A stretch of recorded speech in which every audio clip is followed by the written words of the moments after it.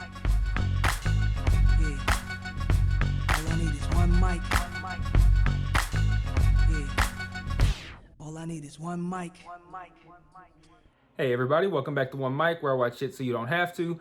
And today I'm here to talk about episode 2 of HBO's Laetitia, which is a French language show that comes on Monday nights. And I gotta say, I'm really into it. I like the first episode. I did a video for that. I mentally committed to doing the whole thing, but after watching the second episode, I'm really into this one. I think it's kind of sad that I watch this. I watch stuff like Gomorrah, and I try to tell people like you have no idea how good these shows are, and you're missing out because of for whatever reason, whether it's an aversion to subtitles or whatever the case may be. But you're missing out on really good stuff. So, like I said, really enjoying this show. Really enjoyed this episode. There's a lot of things that they're doing here that I like, but I want to focus on two of those things. The first one being, I always like when shows or films kind of work their narrative backwards, right? So you start with the crime, and maybe you even find out who did it at the very beginning, which is what we did here. We know who did this crime in episode 1. And now in these 5 episodes that we have following, we're going to kind of like piece together how we got here. And that's a fairly common thing to do. That's not new to television or film. But what I like particularly about what Laetitia is doing is that we're not just filling in the details of what happened to her as it pertains to the abduction and the murder. We're finding out what happened to her in her whole past that changed her and that molded the person who would be willing to engage in these sorts of activities. Because I like the fact that there's such a disconnect between how the foster parents think she was and how she actually was. And I'm not trying to shame her in any kind of way, but the foster parents in episode 1 made it sound like she was just like perfect, a perfect angel who never does anything wrong.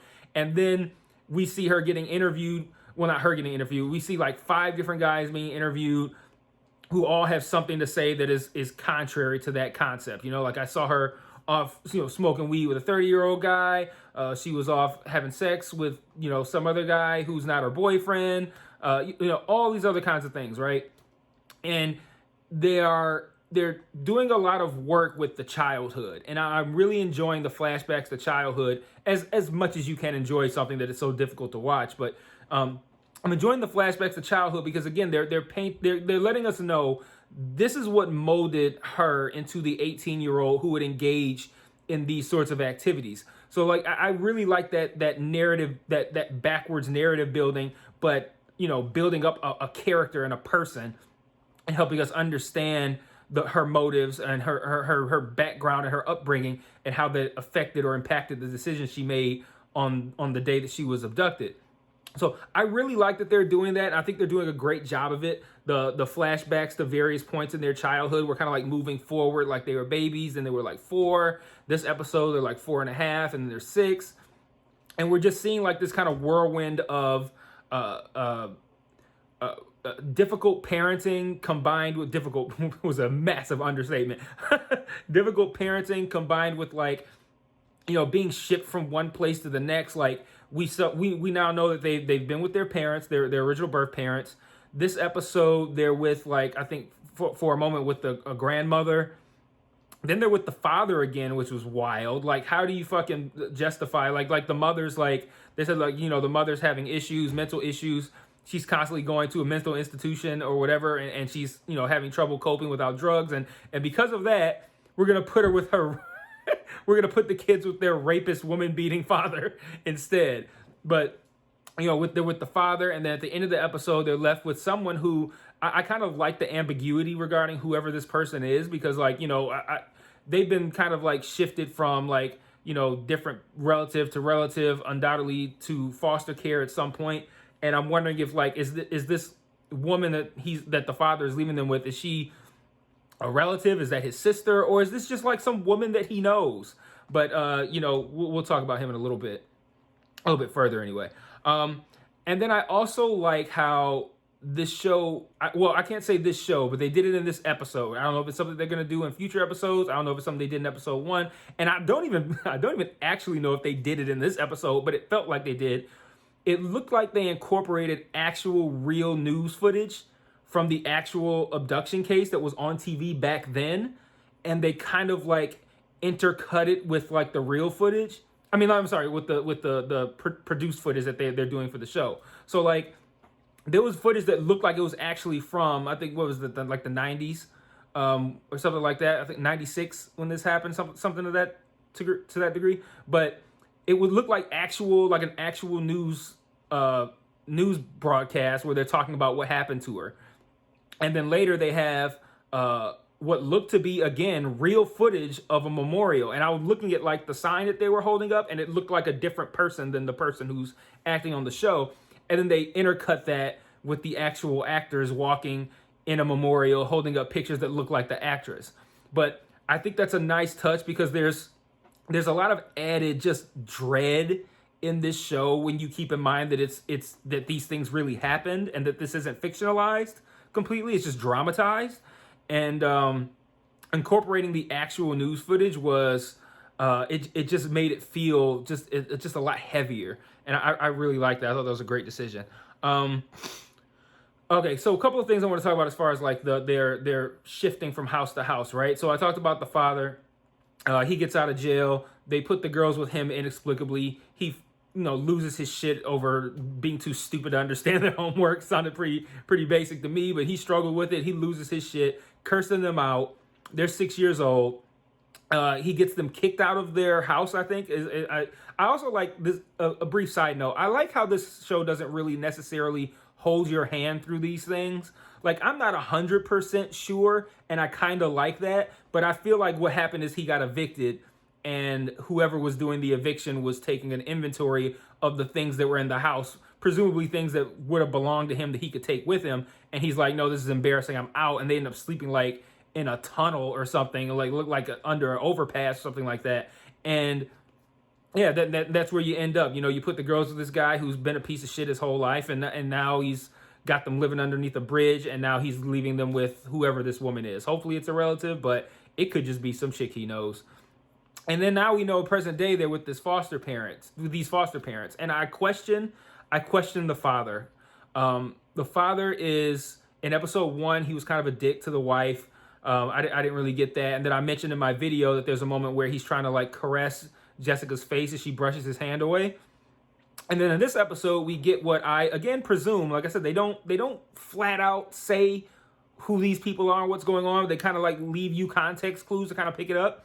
But I'm supposing this is some kind of like former child care worker for them when they were kids. They did a flashback to them, the conversation where they actually leave the girls with the father, and I believe it is the same woman. I'm not good with faces, but this child care worker who comes over to check in on Jessica, which is a very heartfelt thing to do. Like, you might have, and you got to think too, that woman's probably got a lot of guilt on her if she decided that to place these two with this father, and they end up like homeless and all other kinds of shit. And who knows what's being left, what's gonna be revealed over the course of these final 4 episodes of what happened to them once the father leaves them with whoever this woman is. Like this child care worker probably has a lot of guilt on who she's placed these kids with.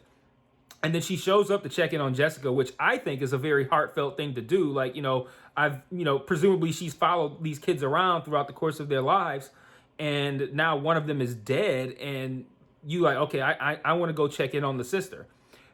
The foster dad's being a fucking dick, like, just being rude to her, saying that, it's inappropriate that she's there.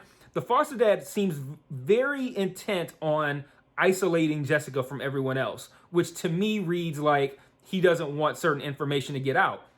And then put that in hand with the fact that Jessica's also being very clearly, I don't want to say deceptive, but like withholding information, right? So I don't feel like Jessica's necessarily protecting the foster father.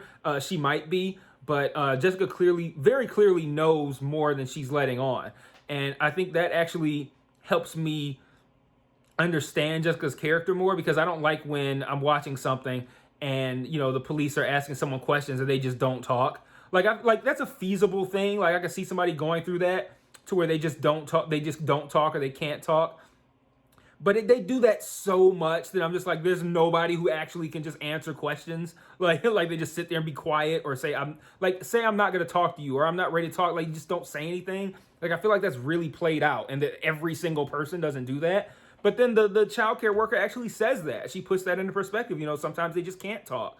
Sometimes they can't find the words. Like sometimes it is hard for them. And I thought that was interesting.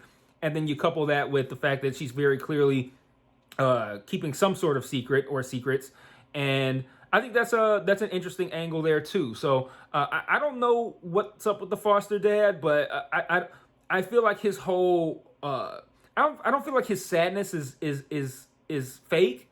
I just feel like he knows or suspects that his behavior throughout their time living there, or something that he has done to them, or not even necessarily something, you know, incredibly bad, but just I feel like he suspects that he has played a part in again building this person who is Laetitia, who put herself in the position for these things to happen to her over the course of this day. So again, I'm really enjoying learning about the things that happen to her that make her into that person.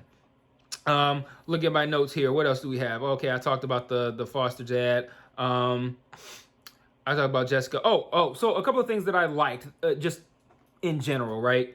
The acting from the guy that plays Tony is incredible. Like, this guy is scary. This guy is disgusting. Like, even when he's not being a crazy person, like in the scene with him and Laetitia on the beach, and he's trying to get her to smoke weed, even when he's not being crazy and scary, he's still gross and creepy. Like, there's just something about him. Like, there's no way anybody with half a brain should trust somebody like this guy. Like, this guy comes off like bad news all the time.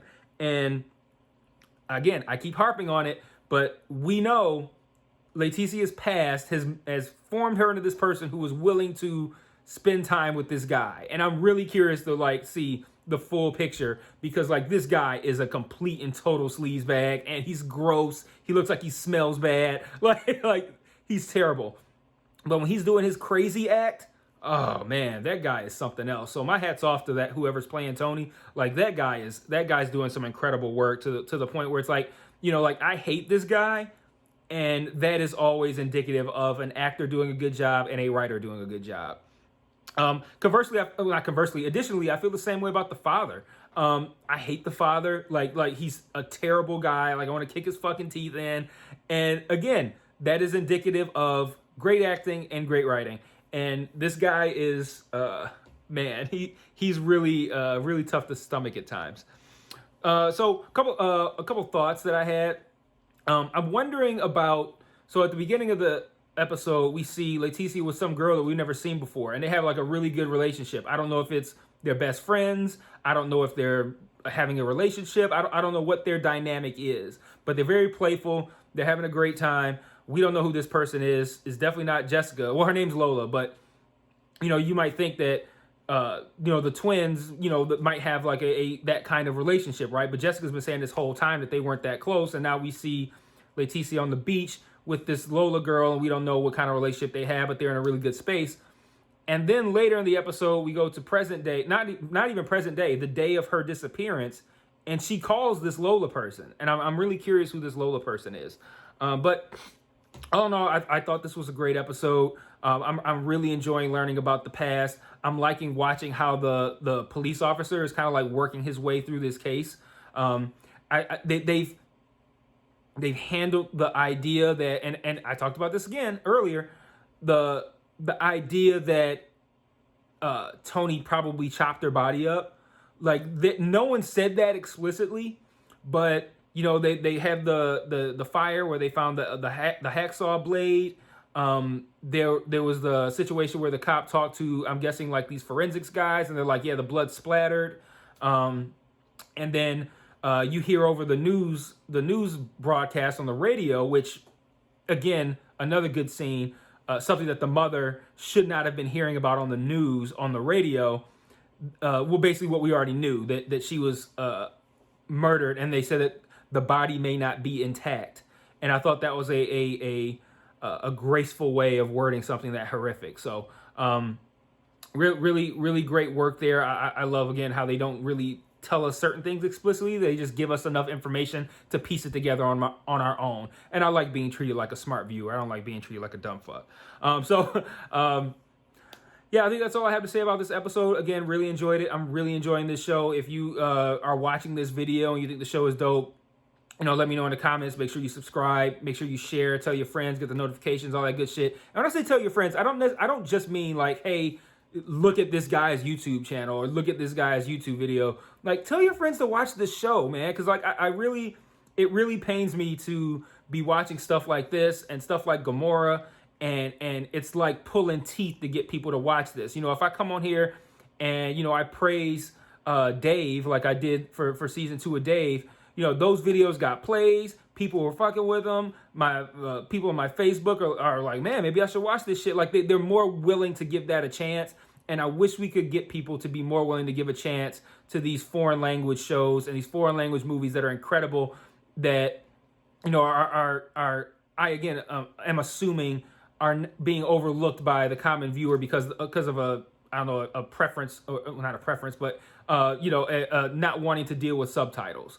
And we're not talking like we're not talking about reading a fucking novel here. We're talking like 1 or 2 sentences at a time. Like this is the equivalent of reading to a child. Like this is like elementary school level reading here. Like it's a few words on the screen at a time. It's not like you have to fucking like really concentrate and you're going to lose all kind of like all your other senses cut off if you have to read these words. So again, encourage your friends to watch stuff like this, man. Like this is some really great stuff. And I think people would be better off for it. So I'll see you guys next week for episode 3. I'm going to try to see if I can get the subtitles, but it's looking like it's not going to happen. So I'm just gonna have to watch week to week on HBO Max. I was able to find the whole 6 episodes from when they originally aired in France or at Sundance, but I don't have subtitles. So it looks like I'm gonna be here week to week. So I'll see you guys next week, next Monday, or well, Tuesday morning for episode 3. Till then, peace.